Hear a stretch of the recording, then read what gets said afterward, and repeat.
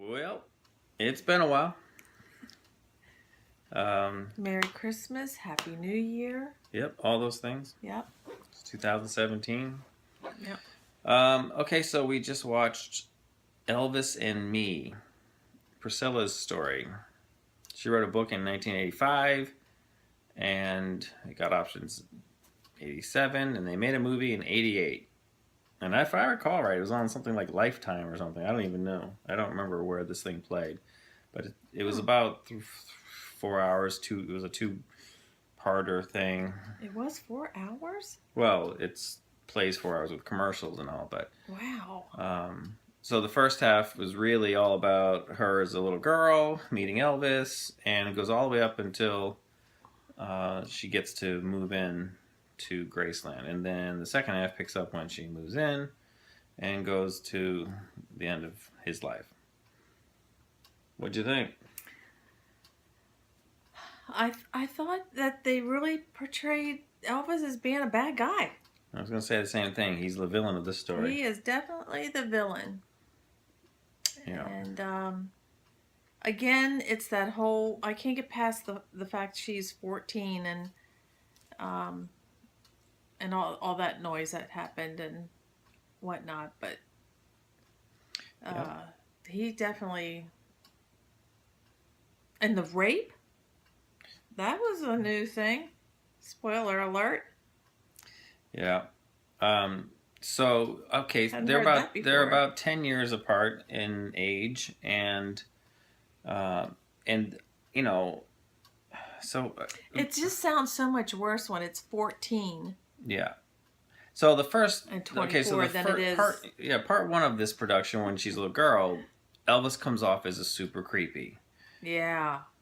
It was very creepy. It was gross. I mean, it's just and his friends too. All of it. Everything That she came into was it had a creep vibe to it. Yeah. In the second half, he just comes off as self-centered, arrogant, and mean. Crazy.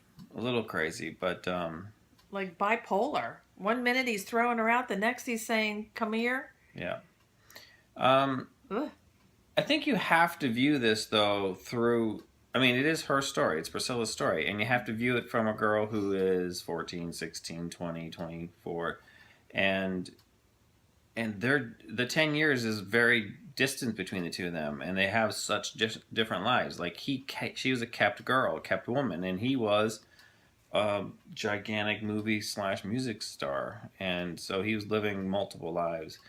I think if you learn more about his life either by reading or these other movies about him, and then you place this in there, it makes more sense. But if you don't do anything but watch this, oh my lord, is it gross and horrible, and it just comes off so bad. Yeah. And so the only way I would say is that you have to watch this thing and go, life's complex, relationships are complex, a story of someone's life is broken up into different perspectives, and each person has a different perspective of any given situation. And this is Hollywood, and the book I can't remember. I know I read the book a long time ago, but I believe the book's far more detailed, and I don't know if she's as one-sided in this. But this is a script that was optioned and then was written. But I don't like. It sort of bothers me because Priscilla's name is attached to this as producing. Jerry Schilling's name is attached to producing. I don't remember exactly when Priscilla got reins of Elvis Presley Enterprises, but it would seem like this is the kind of thing that would not help the enterprises, and so I'm a little confused as the business decision there. But I get that this is kind of a National Enquirer tabloid type story. I'm not refuting that it's not true. I'm just saying it's just the vibe of the whole movie was right. And since then, Priscilla's been very good about, like, if you watch any special where she's talking about Elvis, she's very respectful, and she's older at that point, so she also has to know that his image is linked into the business, which is part of her family's inheritance and legacy. So I wonder how she feels about this production now. I wonder if she's even happy that the story's even out. Like maybe she should have kept it more private. I don't know because it can't be anything but gross sounding from the details from the outside. Um, he's a complex dude who was a very simple guy ultimately. Mm-hmm. Ultimately, I don't think he was very emotionally developed. I don't think he had a chance to really grow up before fame was thrust upon him, and he had tons of responsibilities. Never So, got over his mom. tons of stuff. I just He did think, not resolved. very juvenile in a lot of ways. Yeah. But whatever. This is a rough piece to watch if you're an Elvis fan. I don't want to shy away from it because it's just part of his story, but it's not a lot of fun to watch.